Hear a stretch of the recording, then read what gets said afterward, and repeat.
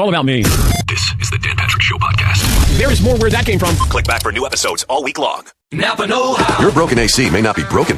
It may just need a recharge with the Avalanche AC Recharge Kit. Just $39.99 plus an additional $15 prepaid Visa card by mail. Just pull the trigger and purr. The Avalanche AC Recharge Kit. Now $39.99 plus $15 prepaid Visa card. Quality parts, helpful people. That's Napa know-how. Napa know-how. At participating Napa Auto Parts stores. Offer expires 6/30/18. Broadcasting from the Mercedes Man Cave. There was a unicorn aspect to him. This is Dan Patrick. Final hour on this Thursday. Dan and the Danettes, Dan Patrick Show. NBA draft coming up tonight. No trades as of yet. Just finding out LeBron James is going to opt out of his contract per a source. So expected to become a free agent there. I don't think anybody's surprised there. I don't know LeBron, if he's going to stay one more year in Cleveland, wants to end up in Los Angeles eventually. But if San Antonio doesn't acquiesce to Kawhi Leonard and trade him to the Lakers and they trade him someplace else, that could put LeBron James' trip to Los Angeles on hold. Or maybe he goes a year earlier than a year later. 877-3DP Show, email address dp@danpatrick.com. Chris Mannix will help us sort out the draft coming up tonight. And Frank Kaminsky, the Charlotte Hornets forward, is going to join us. A guest expert on height. I don't know who asked the question, but it may have been Paulie. Would you rather be 5 feet tall or 7 feet tall with no athleticism? And I said I'll go 5 footer. But Frank wants to stand up for the 7 footers. Yes, McLevin. 56% want to be 7 feet tall. Yeah, but no athleticism. And the world can be unkind to a 7 footer. Even if you do have athleticism, but just getting into a car and doorways and all those things. So 877-3DP Show, email address dp@danpatrick.com. Twitter handle is @DP Show. The Grizzlies reportedly shopping the number 4 pick. And there have been a couple of reports where there's some draft picks who say they don't want to go to Memphis, not even sharing information there. And part of the reason is that they're probably not going to be there when Memphis takes their pick at number 4. But Mo Bamba is going to be there at 4, and he's already said, his agent said that he's not interested in going to Memphis. Who was the other player who wasn't interested in going to Memphis? Jaren Jackson Jr., I think, but he's expected to be in the top 3. And, it's going to be DeAndre Ayton, Marvin Bagley, Luka Doncic in some order there. That feels like that's the top 3 there. Now, is there a team that moves up and takes a chance on Trae Young, and somebody moves up and takes a chance on Michael Porter Jr. the 3rd? Yes, Paul. The Clippers are kind of sneaky. They have 2 picks in the top 15. Yeah, I know that they tried to package it, but I think they would be really interested in Porter. They need like 5 picks in the top 15. Yeah, they do. They need players, is what they need. But as far as Trae Young, the possibility of Trae Young, does Orlando go after Trae Young? It feels like there could be an outlier here for those 2 players. I think those are the 2 players where you might reach a little bit. And that's, the risk reward is there for both of those players. All right, so we have our poll question. Mannix will join us coming up a little bit later on today. I've been trying to talk about the greatness of Mike Trout here, but we keep getting interrupted with really important topics like the validity of a chiropractor and as a chiropractor. So what was the scenario? If somebody's choking and somebody yells out, is there a doctor in the house? Can a chiropractor stand up? Is that how mean-spirited the back row got, Paulie? Yeah, because a chiropractor does not have a medical degree and cannot prescribe medicine nor do surgery. But you could be a doctor. You could have a doctorate. Okay, let's say somebody's choking and they say, is there a doctor in the house? And Dr. J stands up. Like he's a doctor. Oh, Julius Erving. Yeah. Oh, that'd be awesome. Yeah, he just stands up. Very cool way to go. Yeah, somebody's choking and he just goes, yeah, I'm a doctor. Hey, doc, good to see you here. Meanwhile, this guy's choking here. So I think we're dealing with semantics there. All right, so we'll get to phone calls here. Frank Kaminsky, kind enough to join us, the Charlotte Hornets forward. Official height and weight, Frank, is what? 7'1", 250 pounds. How tall were you in 8th grade? 6'1". 6'1"? Yeah. Wow. And then I had a growth spurt in high school. Yeah, apparently so. The poll question, would you rather be 7 feet and no athleticism or 5 feet, no athleticism? And you weigh in on which side? 7 feet, no question. Okay, what are the positives about... When you're 5 feet tall, that is such a disadvantage with women. It's unbelievable. Okay. That's my official stance. Okay, so that's all this is based on, is being 7 feet tall helps you with the ladies more than being 5 feet tall. Yeah, absolutely. I've seen my short friends try to go after women, and it doesn't work out very well. So I take being tall over being short, just for that fact alone. Yeah, but you still have to deal with life as a 7-footer. Like, wait, how are you in a car? You're comfortable in a car? You can go out and drive any car? Yeah, I have a Jeep. I love it. I fit fine.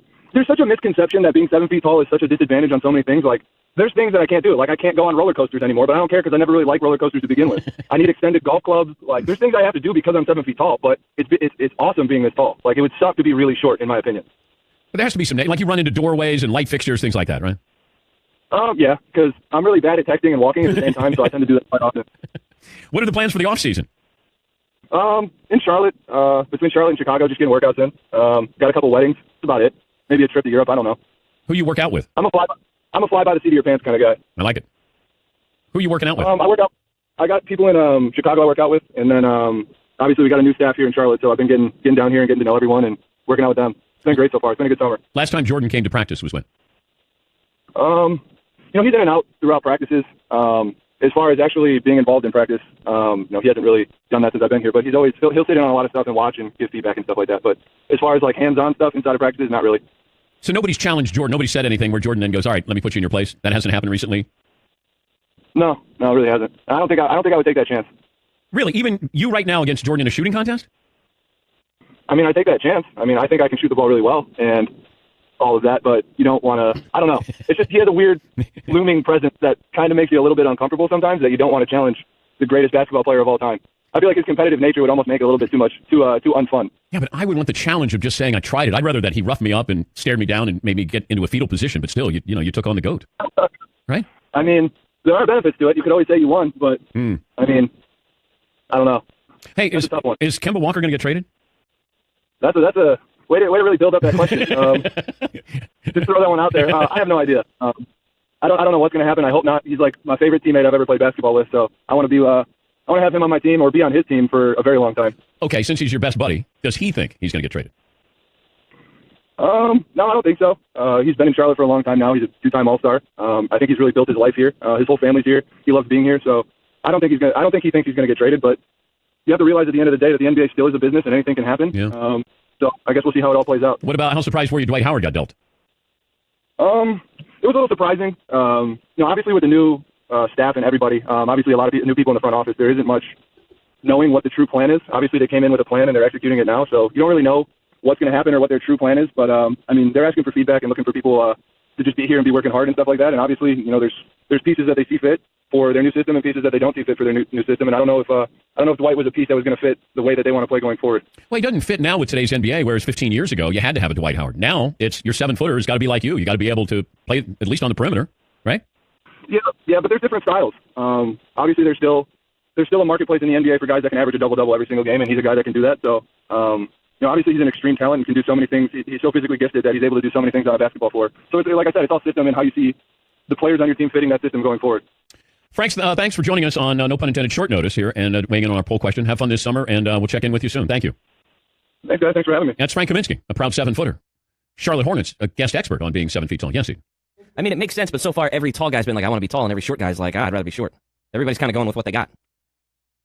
It's tough when you're 6 feet and you could go a foot in either direction. Okay, and you're 6 feet. Would you rather go a foot up or a foot down? I might want to go a foot down. Yeah. But maybe a foot up.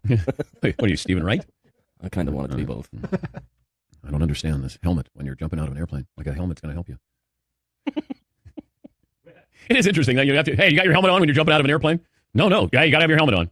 As if the helmet, if things go bad. Yeah, the helmet's going to wear you. Yeah, the helmet's going to be good. The helmet's going to survive.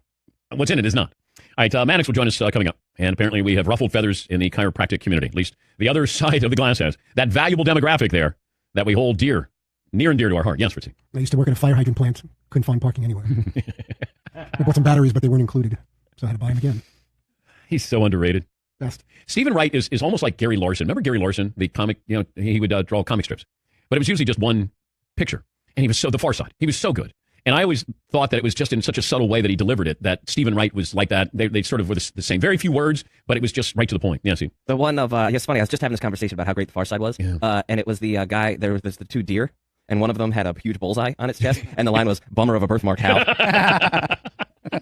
Hal. Bummer of a birthmark, Hal. Stan. Oh, Far Side was just, I remember buying those books. It's brilliant. Yeah. It really, like, to have that much inside you that you're able to do that and kill like he did. He slayed. I don't know. What is he doing now? Because he retired and that was it. He retired. He was done. But I don't know how long ago The Far Side, was it 10 years ago? But Gary Larson was the genius behind that. I still remember Stephen Wright. I think it's his line where he goes, I was born cesarean section, so I don't leave by the front door. I leave by the window. All right, we'll come back. Man, have we touched on a variety of topics today.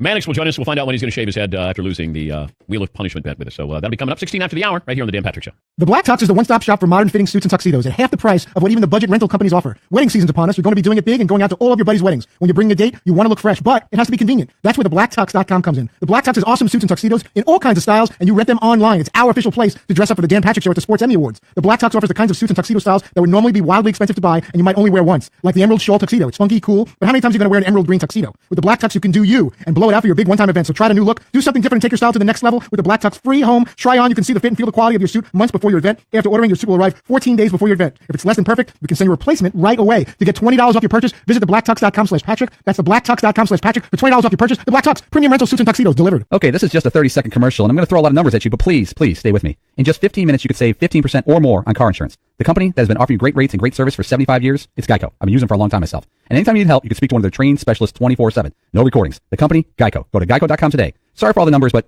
I've been a fan and a customer of Geico for a long time. And in 5, 4, 3, 2, 1, I'm out. Are you ever too hungover? Never Too Hungover is the most effective way to help prevent hangovers. It helps neutralize toxins created by alcohol, restores vital nutrients, and rehydrates the body with electrolytes. Take one 3.4-ounce bottle before or while drinking to feel great the next day. Key ingredients include potassium, B vitamins, milk thistle, green tea extract, aloe vera, and amino acids. It's sugar-free, gluten-free, low-calorie, and tastes great. Skeptical? Check out all the incredible reviews on Amazon. It's available at many fine retailers across the U.S., including GNC and Vitamin Shop, as well as Bevmo in California, Specs in Texas, Binny's in Chicago, all the hottest casino resorts in Vegas, and of course on Amazon and nevertoohungover.com. Use promo code podcast to get 25% off your first order at nevertoohungover.com. As the holiday season is fast approaching, this is an absolute must-have. You can purchase single bottles or multi-packs, which will come in handy if you're hosting the festivities this year. All of our stats of the day brought to you by Continental Tire. ContinentalTire.com. All right, I'm looking at these Mike Trout numbers. He's set to play in his 1,000th career game tonight versus Toronto. He'll become the 11th player in modern history, so that's since 1900, with 2,000 or more total bases.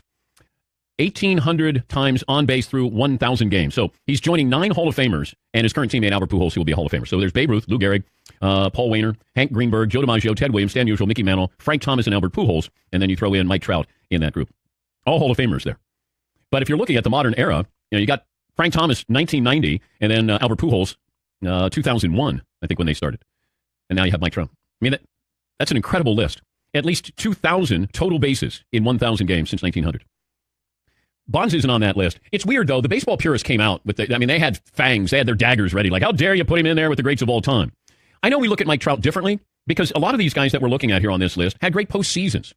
They did things more than just a regular season, and I think that's where people have a problem with Mike Trout. Well, one baseball player is not going to carry a team. One pitcher can in the postseason, but Mike Trout is not going to. I mean, he's a great player. Nobody is going to see, and he may not have postseason success in his entire career. But at this start, he's right there with the greats of the game. Whether you like it or not, and whatever your excuse is, as you don't want him in this little club here. Mike Trout is there, like it or not. Yes, Paulie. Ted Williams made the postseason once in his playing career, and he hit 200.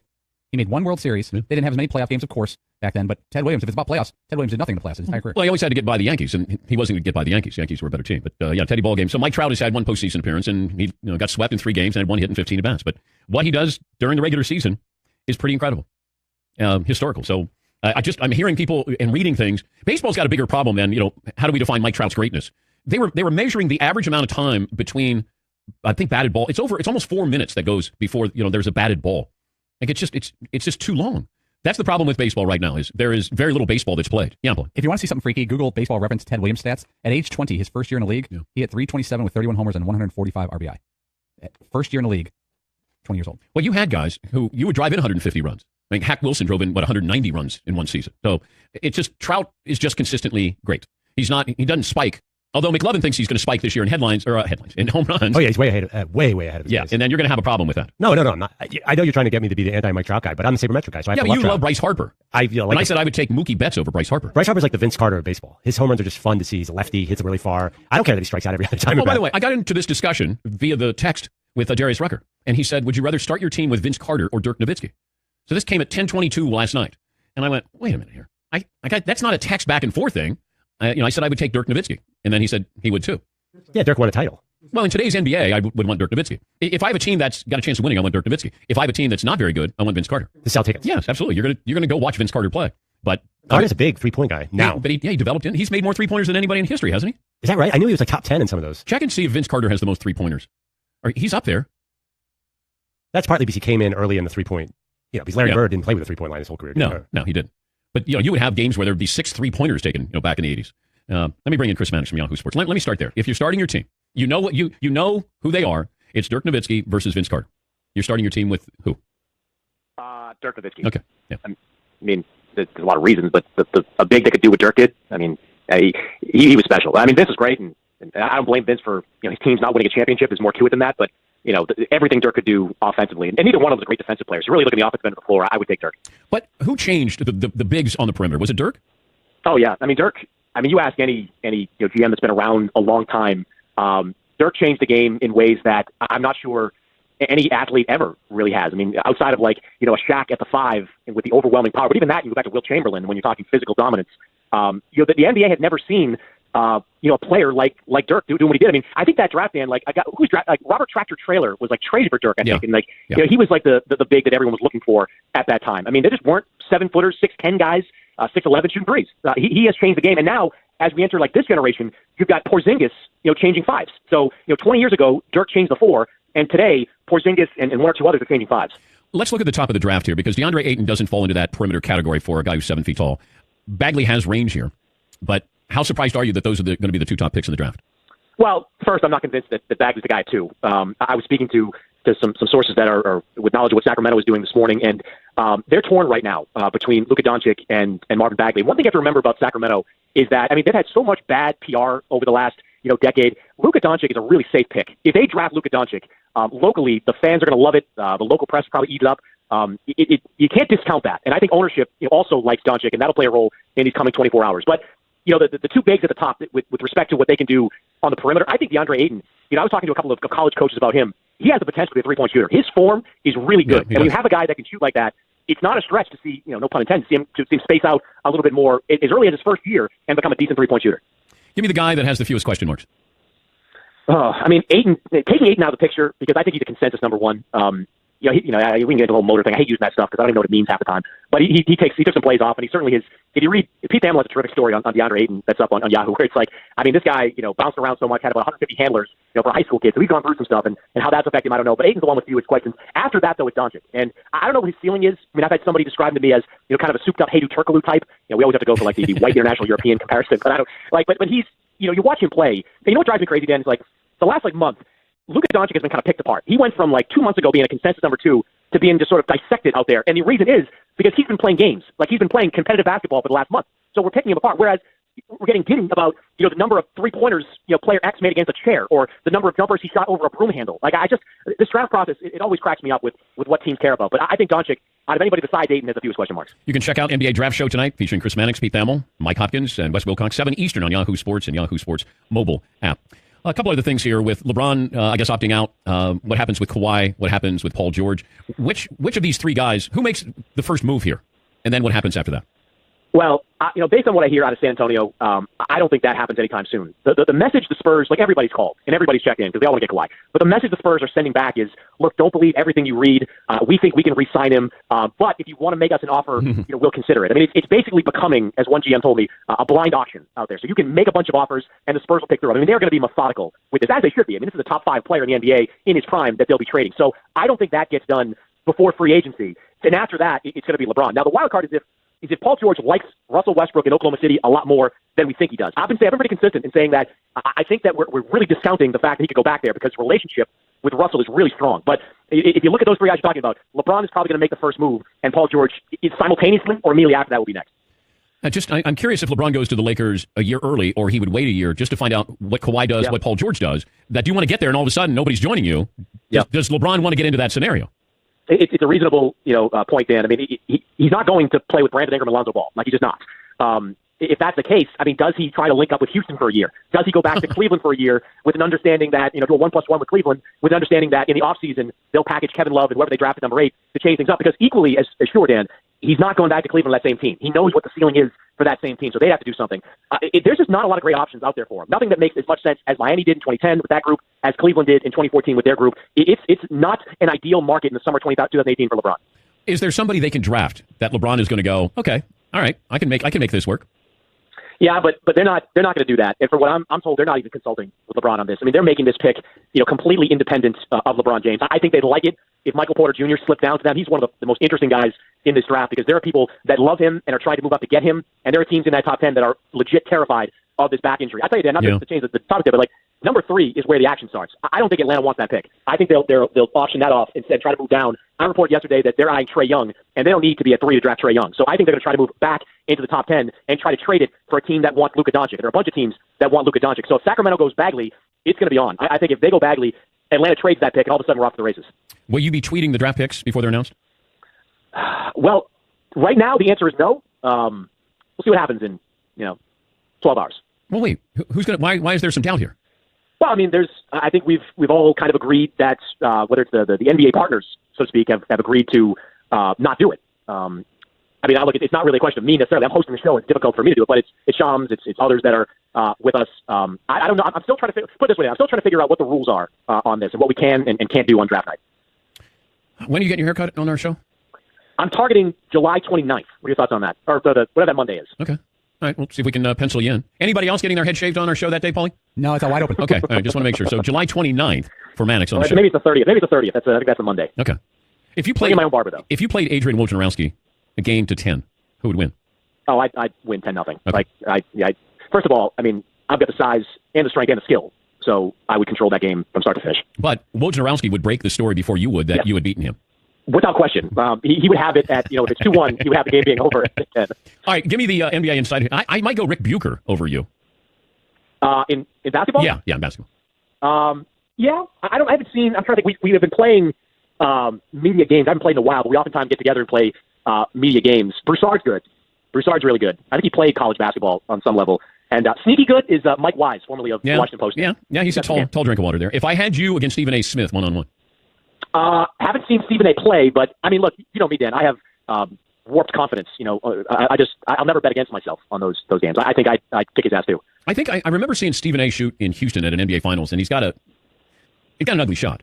Well, doesn't it come down at this point, Dan, to like the ability to have conditioning? Like I watched that ridiculous Jimmy Kimmel Ted Cruz game where those guys looked like they were gassed after two minutes. Yeah. Like I might just dribble around and try to get Stephen A. to lose his stamina there, and then take him off the dribble.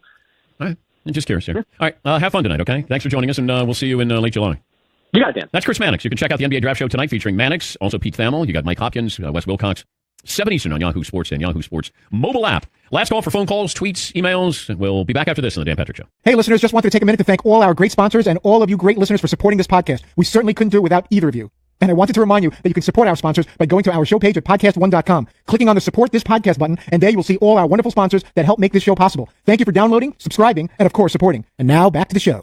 Here at Podcast One, we love hearing from you. We read every tweet and comment you send our way, so don't miss your chance to take our summer listener survey. Just go to podcast1.com and click on the survey banner, or go to podcast1.com/mysurvey. It only takes a few minutes, and it gives you the opportunity to make a direct impact on your favorite shows. Tell us how you really feel, so we can get to know you better. We value your thoughts and participation, so check out the survey at podcast1.com/mysurvey, or click on the survey banner on podcast1.com. Stay tuned for 60 seconds of AP News headlines right after this podcast. I was just informed there will be a closed set on the Dan Patrick Show next Tuesday when we're in New York City. Is there nudity? There has been talk about some partial nudity involved. Okay, explain this, though, because are you shooting a commercial? Because I was told that once the show is over on Tuesday in New York that we all have to leave because you've asked for a closed set. Yes, there's something related to the comedian documentary that there's a visionary in the back there that's got ideas about something related. I don't know how much I could divulge, but I think it's going to be just me and him in a closed setting right after the show next Tuesday. Is there nudity? There may be some articles of clothing taken off. By you? By me. Okay. Well, I'm surprised that I'm not brought into at least. I mean, I'm relieved I'm not going to be in there. Well, you're like the executive producer. You'll get the final say as to whether it's actually is that going to hit the cutting room floor, which would probably benefit most people anyway. All right. So you're doing a shoot. Is it a commercial? Is it a promo for the Dan Patrick Show? The way I understand it is it's related to the documentary that we've been doing, the making of a comedian. Okay. That's what I've been told, unless I'm being tricked and it's going to be used on billboards all over the highways. We would not do that to you. I don't think you would. No, we would not. Yes, Paul. Hypothetical. Let's say Adam Sandler called us up and said, I got a comedy I'm putting together, and I need one of you guys to do a mostly nude scene. Kind of like Will Ferrell streaking in Old School, where you're pretty exposed except for the very man-region parts. Okay. Who would do it? Shooting 3/4 nudity. If it was a scene like Will Ferrell's, then I would do that. It's a good fun scene. If it was a funny scene. And you're the feature point, you really get to break out. Yeah, if it was a great movie, then yeah, I'd do it. See? Depends on how important it was to my character. Of course. In the story arc. Of course, the story arc. Yeah, I'd probably do it. Yeah, I'm okay with it. I mean, we did have a pivotal scene in the week of when we were walking across that parking lot, the Danettes. Do you remember that? It was similar. We just weared clothes. Yeah, you guys were fully clothed, though. It was impactful, though. It changed the direction of the movie. I was told a story about famous actor, and there was a nude scene, and it was in a movie, and they showed it to audiences. So they had sort of a focus group audience watching, and when he came on and he was naked from the front, the audience started laughing, and they decided to take it out of this movie.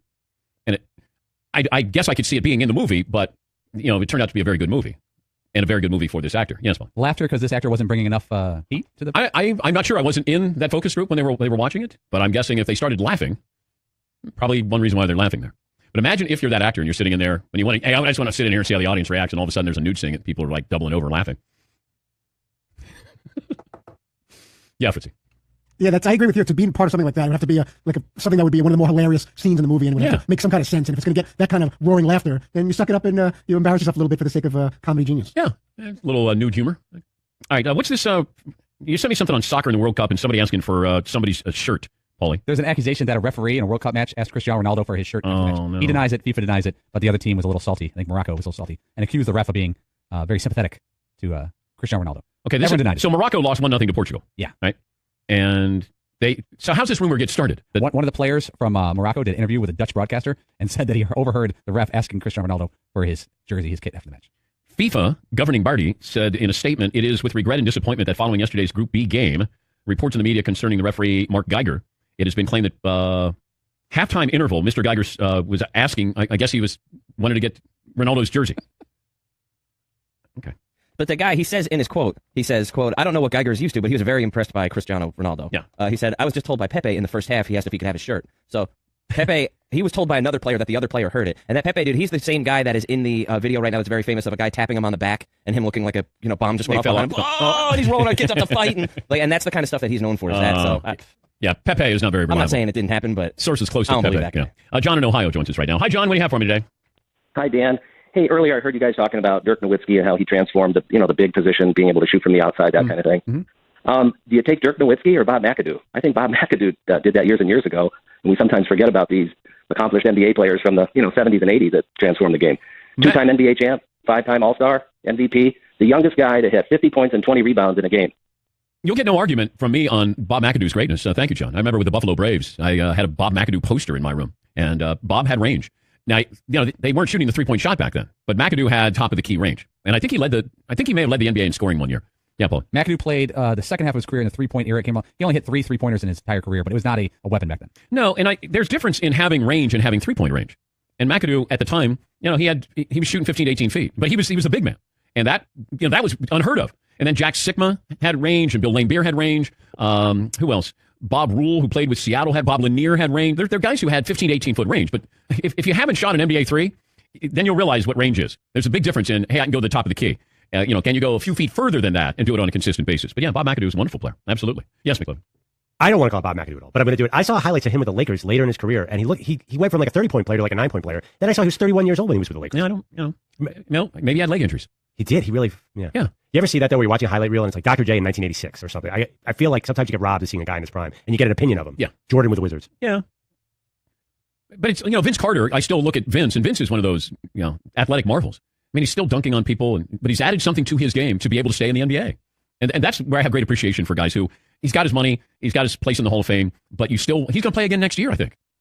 I mean, and Dirk's going to play one more year. When I watch Nowitzki, and then you're thinking you got some young guy on him and checking him, and Dirk's probably saying, man, if this was like 7 years ago, I'd be just torching you. Meanwhile, he's struggling to get his jumper off. Fritzy, what did you learn on this program today? John Calright will be sick to his stomach until all his Kentucky players are selected tonight. McLovin, what did you learn on the program today? Chiropractors are a bit of a sensitive lot. Yeah, you guys stirred up the hornet's nest there. You did. Seton O'Connor. Yeah, just going through our email. Chiropractors are not happy with us. Yeah. They're not doctors. What else did you say? If somebody's choking in a room and you say, is there a doctor in the house? Is there a doctorate in the house? Yeah, doctorate in the house. You know what I love? I'm reading from 2 different chiropractors here, right? And one of them was like, okay, so obviously we're not doctors, but we're afforded the privilege of using the title doctor. And then the next one is like, as you found out, obviously chiropractors are indeed doctors. Like, oh my gosh. I'm sorry to tell you. But do you think one chiropractor was listening and then got a hold of all the chiropractors? Hey, listen to what they're saying. Well, there's people all over the country right now that are be like, hold up, Jim, you're not a doctor? You've been saying it. Damn it, I'm a doctor. Paulie, what you learned? I'm going to avoid strip malls today so I run into any angry chiropractors. Wow. What we learned brought to you by Dollar Shave Club. Everything you need to look, smell, and feel your best. They deliver it right to your doorstep. Try the club. DollarShaveClub.com/Patrick. Reggie Miller will join us on the program tomorrow, and all you chiropractors as well. True crime fans rejoice. Small Town Murder is now on Podcast One. Crime and Sports' James Petrogallo and Jimmy Wisman look at small towns, what makes them tick, and the murders that took place there. In-depth research, horrible tragedy, and the host's comedic spin on the whole thing. What can go wrong? Subscribe to hear new episodes every Thursday on PodcastOne.com, the Podcast One app, and Apple Podcasts. Immigration fight. I'm Tim McGuire with an AP News Minute. House Republican leaders say they will continue working on a comprehensive immigration bill, even as President Trump says lawmakers should wait until after the midterm elections. House Majority Leader Kevin McCarthy says it's important that Congress address the issue now. Congressional Democrats continue to sharply criticize the president. Maryland Congressman Steny Hoyer. He is taking infant children hostage, wrenching them from the arms of their parents. Tacoma, Washington police using DNA collected from a 12-year-old who was murdered more than 30 years ago have made a cold case arrest. Police Chief Don Ramsdale says his investigators got the word earlier this week. The lab contacted us with a match between the original DNA and the sample collected from Gary Hartman. The 66-year-old Hartman is in custody, charged with murder of Michaela Ward. She was last seen riding her bike in 1986. I'm Tim McGuire.